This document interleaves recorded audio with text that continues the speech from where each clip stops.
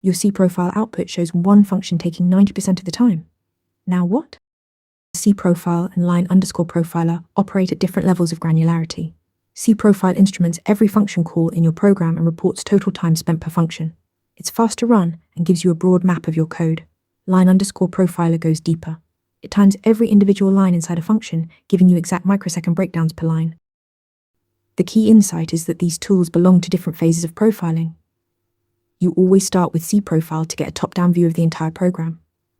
When cProfile reveals a hotspot, a specific function eating most of the time, that's when you switch to line_profiler.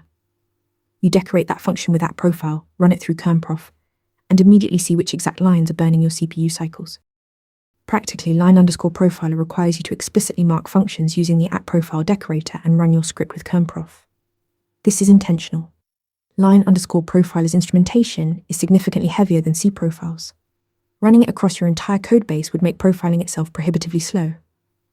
That's why you use it surgically, broad sweep first with cProfile, precise diagnosis second with line_profiler.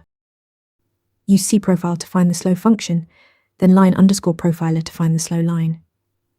Drop your profiling war stories in the comments. Want to get better at answering questions like this? With Interview Mentor, you practice real interview questions out loud. You get personalized feedback and a grade on every answer, and you can track your improvement over time.